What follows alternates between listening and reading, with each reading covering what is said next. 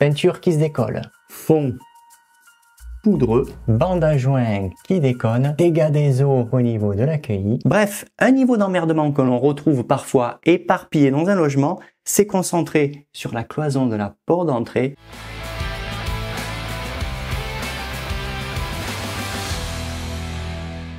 Salut tout le monde, c'est Gis. Merci de me retrouver sur Coach Perso Déco. Pour faire du bon boulot, il faut que ce soit bien protégé. Le sol et la porte, au moins voilà, s'il y a des petites projections, des petites choses comme ça, ça va très bien. Là, on voit bien qu'il y a des défauts d'adhérence. Et d'ailleurs, si vous êtes dans le même cas, c'est-à-dire, comme ici, de la peinture qui se redresse presque toute seule, la peinture qui s'écaille, attention, ça part pas du bon pied et généralement, c'est pas juste l'affaire d'une petite réparation. On va commencer par la première des opérations, finalement on va dire celle la plus simple avant de sortir l'artillerie lourde. On va faire de la gratouille et pour ce faire on va utiliser un riflard courbé. Ce qu'on voit jaune, ça c'est un enduit décoratif mais qui est quand même vachement poussiéreux. Peinture satinée sur de l'enduit c'est déjà pas top, sur de l'enduit poussiéreux c'est encore moins top.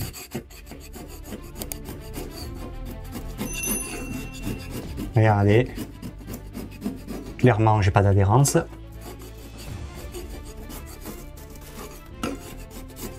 Que la peinture n'a pas à partir comme ça. Quand c'est correctement appliqué, ça s'enlève pas si facilement.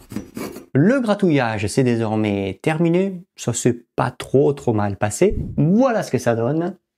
Ce que l'on voit en jaune pâle à l'écran, c'est ce fameux enduit décoratif. On pourrait, on va dire, appliquer éventuellement une couche d'impression. Seul problème, on a des défauts quand même de planéité. Ici, ils avaient fait un trou cycloche, il y avait peut-être une prise ou un passage de câble. Là, il y a eu un souci. D'ailleurs, ça m'a donné du boulot parce qu'il y avait des bandes à joint que j'ai éliminées. Et là, il y a un souci avec la bande à joint. Je vais éliminer, vous allez le voir par ponçage, je vais préparer le matériel. Si vous êtes sensiblement dans le même cas de figure, c'est-à-dire défaut de planéité, des fonds qui sont hétérogènes, il y a un peu de tout, encore des résidus de peinture, encore de l'enduit, vous avez des problèmes de bande à joint ou si vous êtes sur un support plate, quand vous allez passer la main, c'est bosselé, quand vous tapez, ça sonne creux, pouf là, laissez tomber, il vaut mieux repartir sur des bonnes bases. Je me suis rapproché une ponceuse excentrique, diamètre 150, équipée d'un agressif grain 120.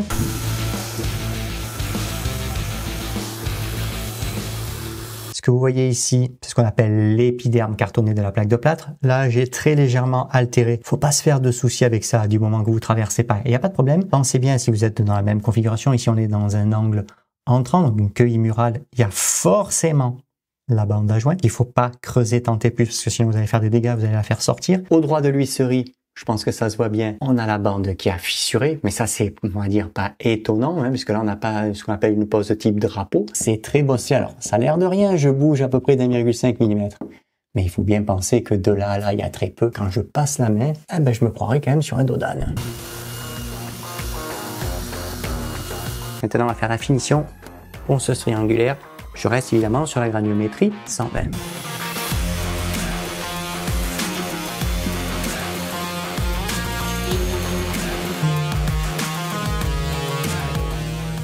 On va s'intéresser à la bande parce que là on voit quand même qu'elle est fissurée. Avec le cutter de 18 mm, hop. Oh, ça va partir facilement tout ça. On voit ce qu'on appelle une fissure qui est assez nette, là, bien verticale. Ça c'est un point de résistance mécanique, guère étonnant on va dire à l'endroit où c'est placé. C'est discret, mais c'est même capable finalement de fissurer une bande papier. Le gratouillage et le ponçage c'est désormais terminé. Quand on regarde quand même attentivement, vous voyez là-haut il y a eu un petit dégât des eaux, donc peut-être une tuile ou un truc comme ça, de l'eau a coulé, ça a marqué ici, puis là on voit quand même des auréoles. Je vais imprimer le support, vous allez le voir, et si on utilise des produits à base d'eau, que ce soit impression acrylique ou impression alkyd, automatiquement les auréoles d'humidité vont ressortir. Donc soit vous utilisez au préalable un primaire isolant, soit vous utilisez directement, et ça va être mon cas, de l'impression glycéro, puisque l'impression glycéro de toute manière, toutes ces taches vont être masquées et on pense bien avant de peindre, chiffon microfibre à sec pour éliminer tout le voile de poussière. Et là, il y en a quand même. Ça mélangé à la peinture, voire ça n'a jamais fait bon ménage. J'ai avec moi un petit manchon de 110 mm, 12 mm de hauteur de mèche, du polyamide à double tissage. Et là, j'ai une brosse à réchampir de 18 mm. 18 mm pour faire ce petit travail. Ça va bien. Si vous avez plus, passez quand même plutôt sur une 25 mm de diamètre. Dans un petit bac à peindre, je me suis mis de l'impression glycéro. L'impression glycéro, c'est un super produit, mais il n'y a pas de secret. C'est un produit qui pue, ça pue et ça pue. Alors, je vais protéger mes petits poumons avec un masque anti-gaz. L'odeur, voilà, c'est pas toujours, on va dire, supportable.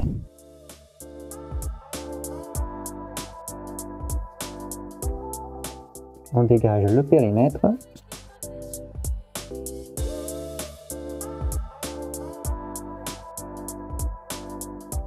Charge bien les fibres.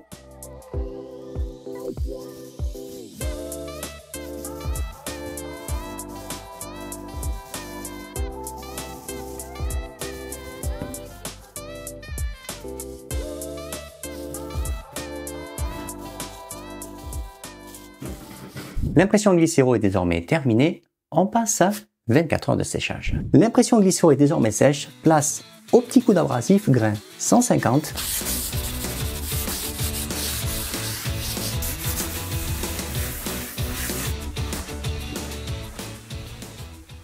Je me suis préparé de l'enduit bande à prise 4 heures. C'est l'UR4 de la marque Ultima, dosage en eau 650 ml par kilo de poudre. On va faire donc l'opération de collage. La bande est ici. Si vous avez voilà 3 fois rien, vous êtes dans le même cas de figure, vous pouvez la couper avant. Il n'y a pas de problème. Avec mon couteau de 10, je fais ce qu'on appelle un graissage du support. Je laisse à peu près 2 bons millimètres de charge.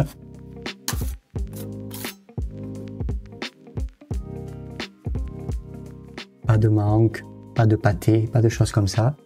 Et là, je lisse bien. Étant donné que la réservation est quelque peu dessinée. Quand je dis dessinée, c'est qu'il reste des résidus d'enduit que je n'ai pas pu éliminer parce qu'en fait, ensuite, j'attaque directement ici l'accueilli. On a un problème de plaque puisque les plaques ne sont pas à niveau. Donc, je vais travailler avec le couteau de 6 cm de largeur. Je fais un tout petit chevauchement, à peu près 5 petits millimètres. Si vous n'avez pas l'habitude, vous venez couteau de 10, vous bloquez. Là, gentiment, on commence à maroufler la bande. On cherche en fait simplement à la mettre à l'aplomb, comme si on était en train de maroufler un papier peint. J'appuie pas, hein, oui, je fais rien de vraiment extraordinaire. À partir de là, maintenant, elle, entre guillemets, elle peut plus trop bouger. Vous voyez, j'appuie. Comme j'ai cette réservation à respecter, je travaille avec le couteau de 6. Si vous n'avez pas de réservation, vous pouvez travailler directement avec le couteau de 10 si vous êtes comme moi, ce qu'on appelle un joint vif. Donc on serre la bande en exerçant une pression qui est quand même un petit peu plus importante. Et je travaille avec le couteau, vous voyez, je suis à peu près à 20 degrés, qui va permettre quand même de serrer la bande sans non plus l'arracher. Le but, c'est pas de l'arracher. Avec mon couteau de 10, j'élimine tout le résidu. C'est-à-dire qu'on ne vient pas profiter pour pouvoir recharger la bande. Phénomène de détrante, ça risque de vous la faire gonfler. Donc là, voilà, on élimine toutes les surépaisseurs. Place au séchage, il faut quand même quelques heures. Il y a ici une zone à traiter parce que ça avait été rebouché, mais ça peut fissurer. Et là, on a quand même un bon petit rectangle. Ça avait été coupé pour, je suppose, passer des fils. Il y avait les bandes. Les bandes à joint, on va pas remettre des bandes à joint parce que là, contre le dormant, ça fait une sacrée surépaisseur. On va utiliser du calicot, mais d'une bonne largeur. J'ai avec moi du calicot adhésif 150 mm de largeur. Là, c'est super. Ici, c'est un tout petit peu trop large, mais c'est pas grave, on va le recouper. Le calicot a beau être adhésif, comme on va dire la majorité des calicots, on va pas le coller directement sur le support parce qu'avec le temps, la colle, elle peut lâcher et donc l'envers du calicot, finalement, n'est pas collé. Ce qui fait finalement office de colle, c'est l'enduit. Donc en l'occurrence, l'enduit bande. Donc je viens, je graisse bien le support, comme si je voulais mettre une bande à joint en soi. On va laisser à peu près 2 mm de charge. Vous voyez, on est pas mal. J'ai dépassé globalement de 20 mm au-dessus. Sur le côté, c'est sensiblement pareil. En dessous, voilà, 20 mm. Ça suffit amplement. Immédiatement, vous voyez, vous le serrez dans l'enduit.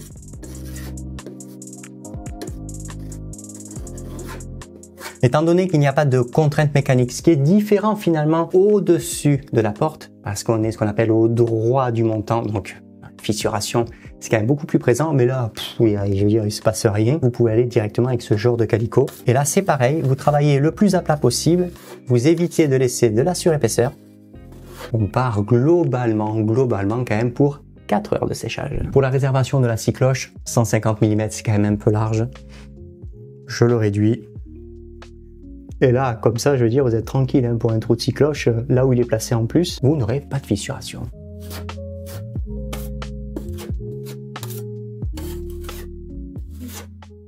La bande à joint est désormais bien sèche, on va attaquer la deuxième passe.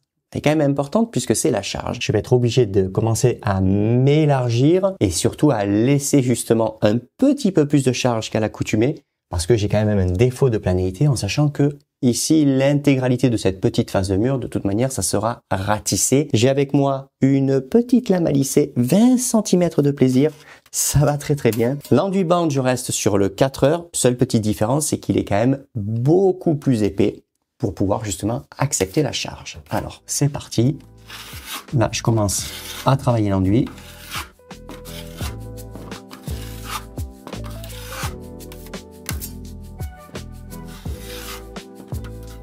Là, c'est la zone, on va dire, qui est propre. À ma gauche, mais à ma droite, voilà, il y a quand même pas mal. On ne touche plus, on va laisser passer quand même quelques heures parce qu'il y a un peu de charge. Et pour information, les deux calicots ici qui ont été collés, ils n'ont pas besoin de recevoir une autre couche d'enduit à la différence de la bande à joint, tout simplement parce que c'est plus fin et qu'on appliquera quand même au moins 2 couches d'enduit de lissage. Et les 2 couches d'enduit de lissage vont quand même être un petit peu chargées. Donc la petite trame là, le petit quadrillage, de toute manière, il ne se verra pas. L'enduit est bien sec. Maintenant, on va faire un petit égrenage. Vous voyez, toutes ces petites cochonneries, voilà, ça fait des boulettes d'enduit. Ça, pensez bien à l'éliminer.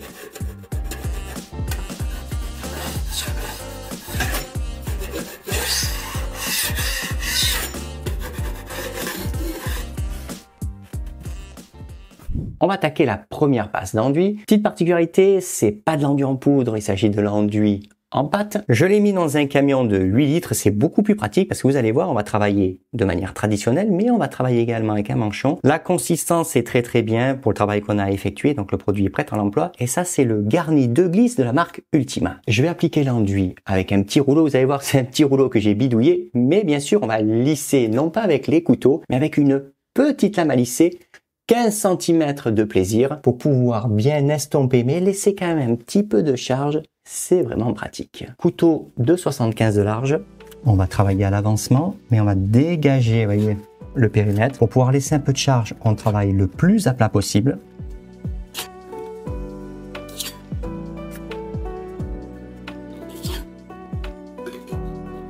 On a un produit qui permet de garnir, mais surtout, c'est un produit qui est fin. Vous allez voir, on fait quand même une très très belle finition puisque c'est à la fois un garnissant et à la fois un lissant.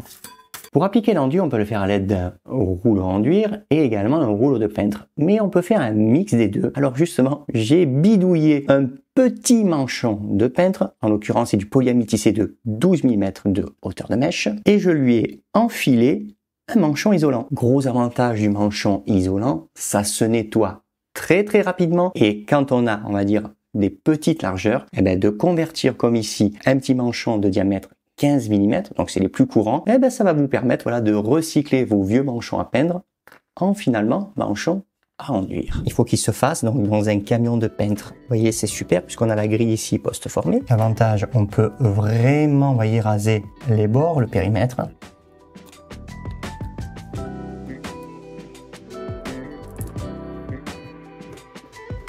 Vous voyez, je ne cherche pas à en mettre beaucoup, hein. Et je le fais à l'avancement. Voilà, là j'ai bien rasé. On doit laisser un tout petit peu de charge, donc vous allez partir le plus à plat possible. Donc là on la présente.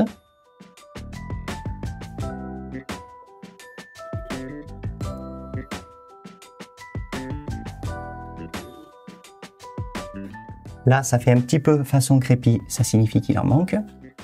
Parce que le support, hein, il est quand même pas droit. Je recharge voilà, sur les zones qui posaient problème.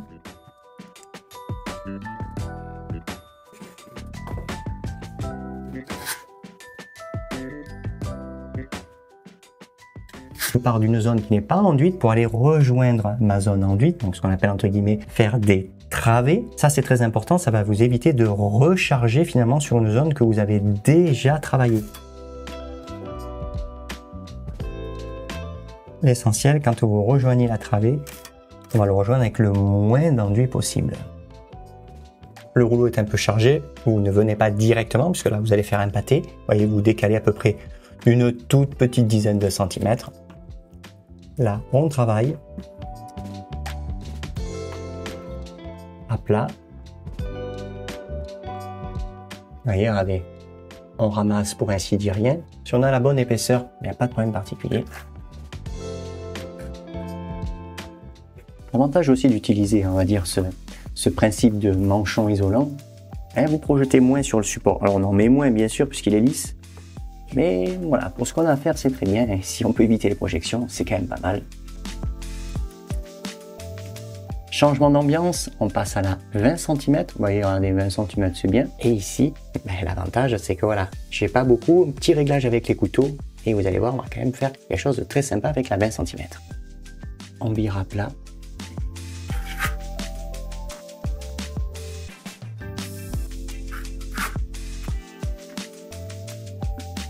Ici, on a le décroché. Donc là, il faut qu'on laisse un peu plus de charge.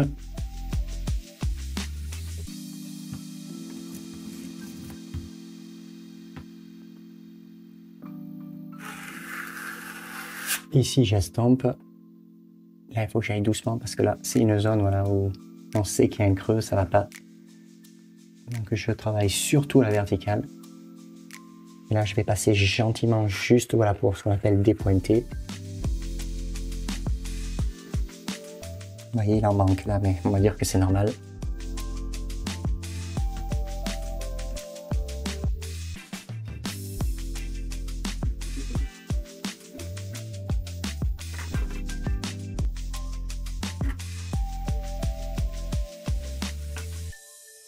Et là, étant donné que je fais le tour, eh bien, ici, la zone, elle est propre. Je pars d'en bas et je vais monter. Le principe, c'est qu'il faut que j'estompe. À plat. Hop, un petit passage.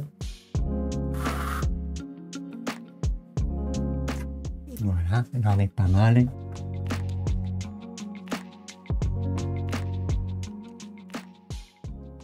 La première couche d'enduit garnissant, lissant est désormais terminée. On va laisser sécher quelques heures et puis on s'appliquera la deuxième passe. Mais vous verrez, la deuxième passe, pour le coup, on sera quand même plus minutieux. La première couche d'enduit est désormais sèche. On va se faire un petit égrenage pour pouvoir éliminer les petites aspérités qu'il y a, parce que les petites aspérités, ça se casse, ça se mélange à l'enduit, et là, globalement, il va nous falloir quand même encore 1 à 2 couches. Moi, ça serait dommage de cochonner son travail. Vieux couteau plaquiste de 10 cm de largeur, ça va très bien. Voilà, on élimine.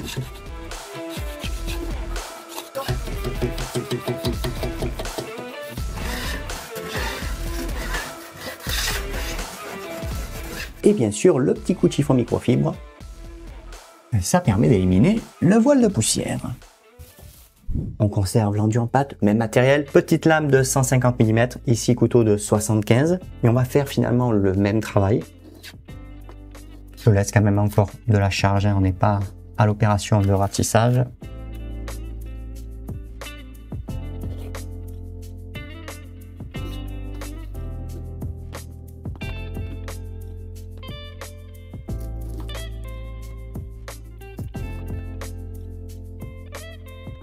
Et de haut vers le bas.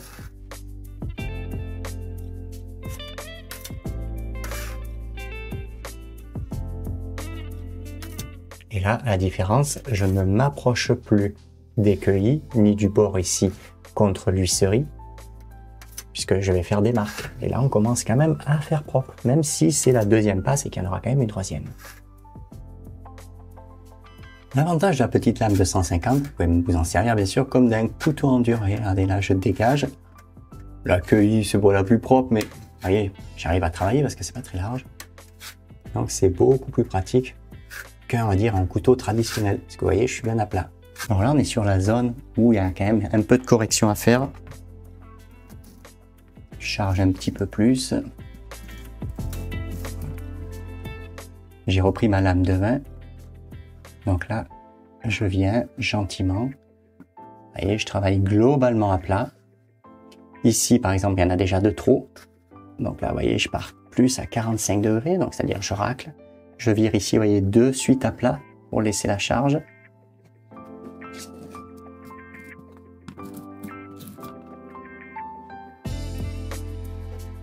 Et là, le petit passage. Hop, c'est pas terminé, mais vous voyez quand même, on est beaucoup plus propre. La deuxième passe d'enduit est désormais bien sèche. On va s'intéresser donc à la troisième passe, la dernière. Ça va être un vrai ratissage. Vous allez voir, on va faire quand même une très très belle finition. Mais avant de faire ça, on va faire le petit égrenage parce que là, mine de rien, si on veut ratisser, il faut déjà, on va dire, se préparer le terrain et être le plus propre possible.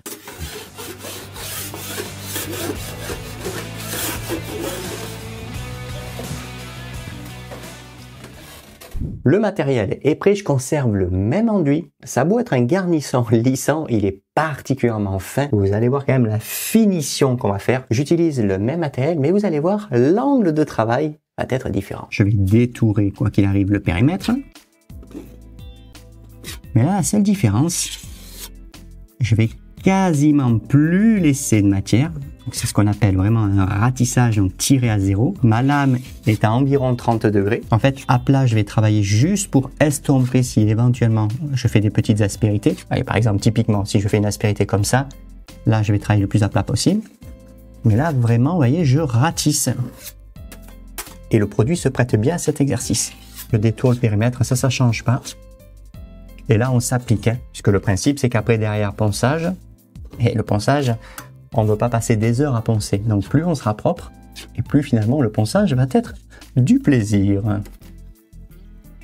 Je conserve la petite lame à lisser, 150 mm, mais par contre je fais ce qu'on appelle un graissage traditionnel de lame. Je vais vraiment venir poser mon enduit et le travailler parce que j'ai, pour ainsi dire, voilà, rien à déposer. Donc là, vous voyez, je vire à plat pour pouvoir déposer de la matière. Je me mets globalement à peu près à 30 degrés. Et là, je viens et je ratisse. Et pour estomper, si vous avez voilà une petite vaguelette, une toute petite aspérité, vous voyez, vous partez bien à plat, vous appuyez pas et juste vous promenez la lame. On part d'une zone où il n'y a pas d'enduit pour aller descendre dans la travée, qui plus est là lors du ratissage. Donc, vous partez à plat, vous voyez là on dépose. Et ensuite 30 degrés. Et ça permet finalement d'épouser le support.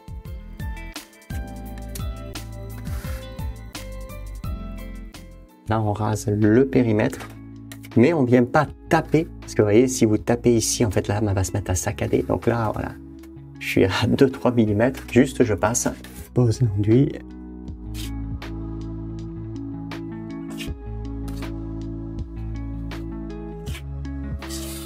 Pour estomper, vous passez voilà, à plat, gentiment, juste vous passez la lame. Vous faites rien de plus, appuyez pas. Vous voyez, là j'ai de l'enduit, donc en fait, je le pose. Je ne suis pas allé complètement en haut, hein, parce que sinon ça fait un pâté, ça vient cochonner en fait votre travail. Donc là, vous voyez, j'ai posé, je pars dans l'autre sens. Hop, là j'en ai un petit peu, je remonte. Hop, là j'en ai un tout petit peu. Et là, on ne touche plus. Et on a vraiment très très peu d'enduit, mais surtout, vous voyez, c'est quand même bien propre. L'opération de ratissage est désormais terminée. Place au séchage et on verra rapidement ensemble le ponçage. Et vous allez voir, le ponçage, ça va être quasiment du plaisir. Pour poncer, il ne faut pas beaucoup de matériel. Abrasif grain 180, vieux couteau plaquiste. Avant de travailler avec les ponceuses, on va déjà se dégager tout le périmètre et on va dire plus largement tout ce qui craint.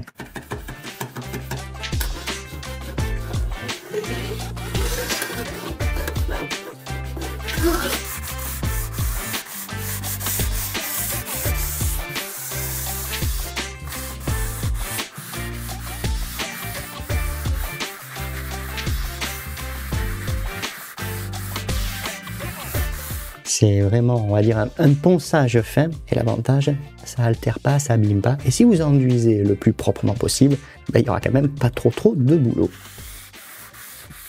Le ponçage autour des queuilles et surtout autour ici de l'huisserie est désormais terminé. Dernière étape, la ponceuse, on conserve l'abrasif, donc on est toujours sur le grain 180. Il faut juste ne pas insister, parce que dès l'instant où, voilà, quand on passe la main, on n'a pour ainsi dire pas de cote, vous allez voir, c'est juste finalement de la promenade.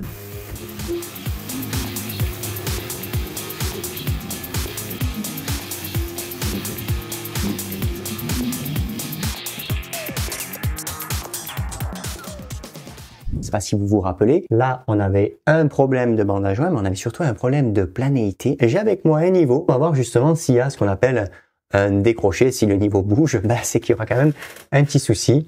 Vous voyez, si je place le niveau, j'essaye d'appuyer à gauche, j'essaye d'appuyer à droite, ça ne bouge plus. Et plus largement, quand on passe la main, on est quand même bien propre. Notre tuto est désormais terminé. Je vous rappelle que nous avons avec Mélodie la petite boutique. Vous y trouverez du bon matos. Si vous avez besoin de m'avoir au téléphone, en visio, voire même à domicile si vous êtes proche de mon secteur, c'est tout à fait possible. Le petit coucou et à bientôt.